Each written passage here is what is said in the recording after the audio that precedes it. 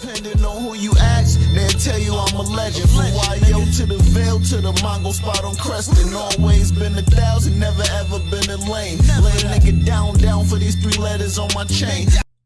Peace, y'all. We're shaking with it, man. You already know how it's going down. This is your dog, your guy, J Hood and all that. And you are now tuned into a brand new episode of the Tales from the Hood vlog series, man. Stop what you're doing. Go stream and download all of my projects. Snatch up all of my music. Everything is available on all digital streaming platforms. So go run me up, and do know I appreciate every single download and every stream from you guys, all right? I also need you to make sure that you go follow me on Instagram, all right? Shit don't cost a thing. It's completely free, man. At RealJHood_. And the name actually should be located at the bottom right-hand corner of this video, in case you forget, all right? Anyway, with that being said, let's get into today's episode. So what we're going to talk about today is how D-Block began to change once Liveson left, okay? All right. Now, so for my day one D-Block fans, you are aware of who Liveson is. You know what I mean? Like, he was our in-house producer, and he was there from the very beginning of D-Block, right? He was also one of the, first producers that was actually in the D-Block studio once Sheik purchased it from DJ Shock. He had his own room in the studio already, right? So, that's kind of how, like, we met. All right, without going too deep into details, you know what I'm saying?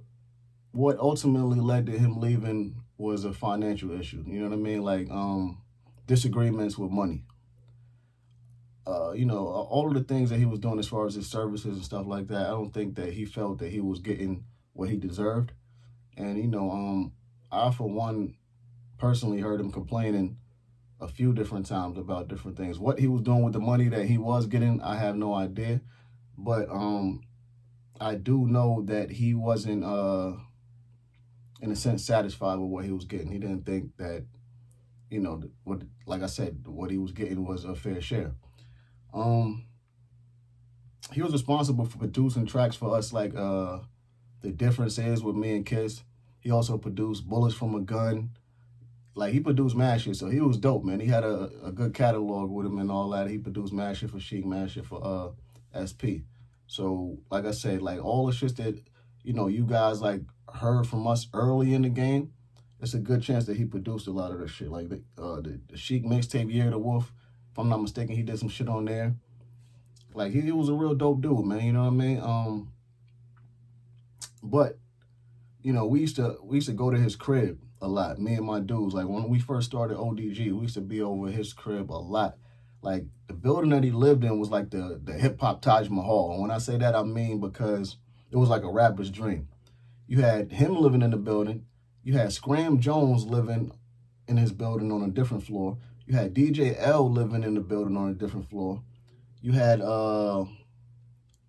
Immortal Technique? I think he was living on one floor. So you had, like, mad different people living in this one building. So we would literally leave his crib, go to Scram Jones' crib, leave Scram Jones' crib, go to DJ L crib, you know what I mean? Like, and so on and so forth. It was like 3-4 different people that we used to visit while being in that one building.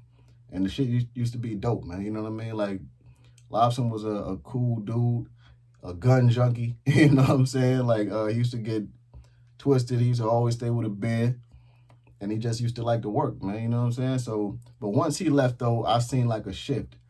Not like a drastic shift, but it was definitely a shift. You know how anything, begins to change once the order is disrupted. You know what I mean? Like, when something is started and the original people that were there from the start of something, when one leaves, it's never really the same anymore. So I just started seeing, just little changes within, the camp and all that. But once he left, and he was the first person to leave, it was like a domino effect. It didn't happen immediately, but, other people began to leave afterwards in time. You know what I'm saying? But, like I said, shout out to Liveson right now. He's like a, what the hell does he do? He's like a, what the hell does Liveson do, man? He's not like Border Patrol. He's something like that. He's like a ranger or something like that. There you go. He's a ranger. So shout to him. You know what I mean? Mad love. Definitely one of the D-Block pioneers. And I know, I think I just wanted to share that with you guys just so, you could have a little bit of info on Liveson, because I feel like people don't speak about him. So I just wanted to give him some flowers and shed light on him, all right? So with that being said, make sure that you like this video, drop a comment, subscribe, check out my last video. Make sure you stay tuned for the next video. Follow me on Instagram at RealJHood_. Like I said, it's located at the bottom right-hand corner of this video.